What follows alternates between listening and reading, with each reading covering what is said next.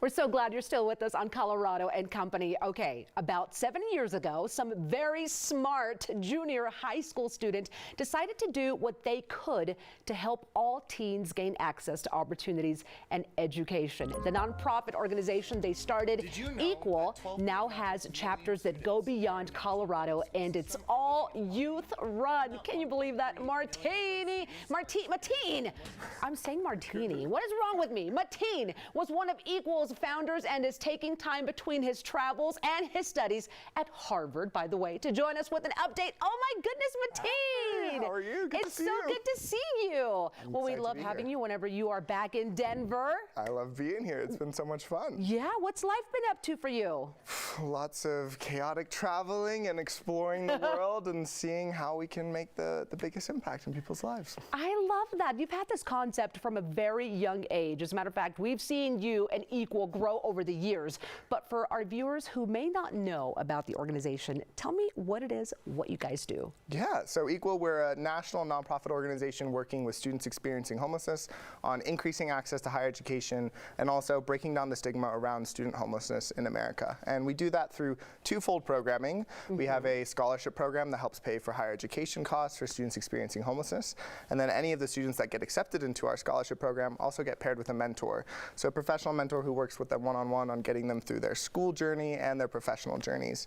And then on top of that, we're all about advocacy. So we have our chapters program where young people can create little branches of EEQUAL in their schools and communities that they can work on advocacy projects to support youth experiencing homelessness within their area. So I think that is so incredible. Yeah. Now, I want to ask you this because I'm so curious, but the impact this organization has had.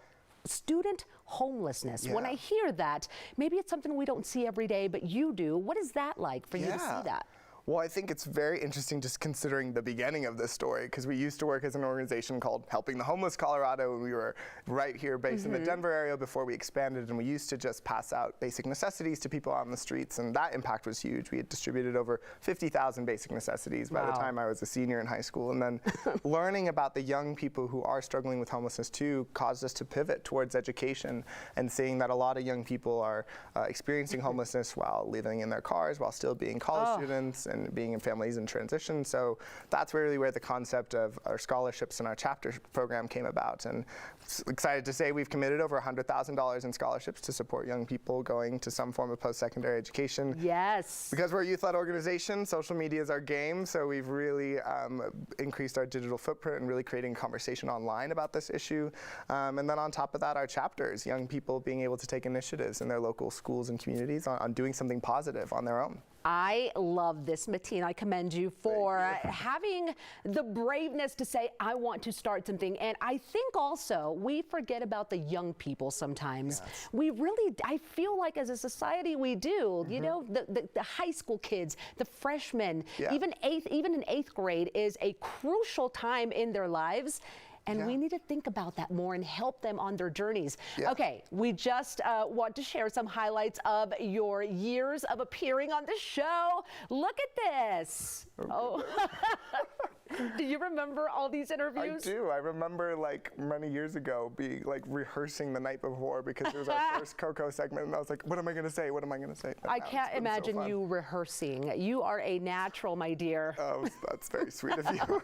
I mean, we all are. I called you Martini at the beginning of the segment, but that's because we love Mateen around here, and anytime he's in town, we grab him to come in here and tell us what he's been up to.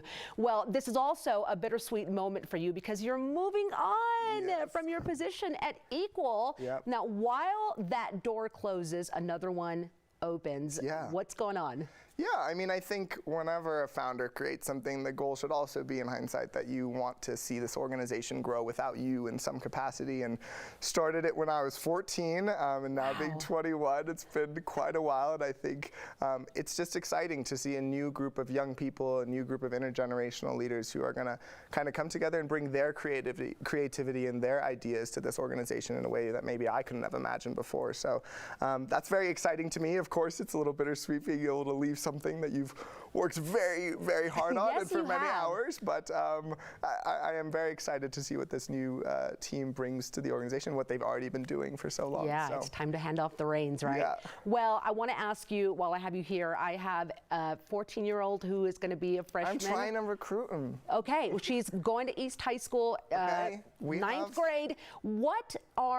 What is your advice for teenagers? Yeah. Because that's when you started at Yeah. age 14.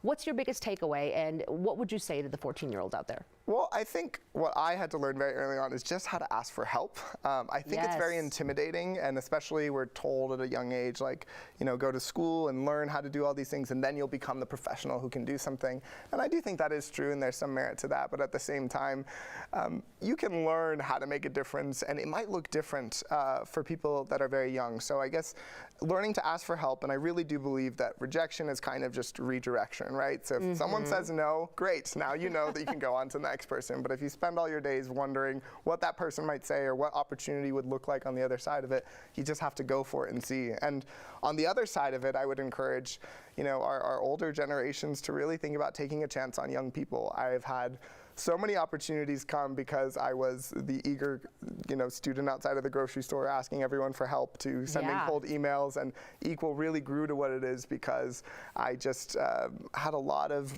wiser people take a chance on and saying, hey, you know, I like what you're doing, and I'm going to help you out and see what I can do to support you. So, and Coco is a great example of that. Here we are, and we always love what Mateen is up to. Well, thank you so much for stopping by, Mateen. We, of course, are keeping up with everything that you do, and next time you're in Denver, we'll have you back on again. Thank you. Absolutely. Okay, and as a matter of fact, you can still help the organization EEQUAL End Inequities in Education. Start a chapter at your school or community organization. Connect with this youth-run nonprofit on social media and on Facebook. You can donate and learn more online. It's equal.org. That's double E with equal.org. That's EEQUAL with, again, 2 E's.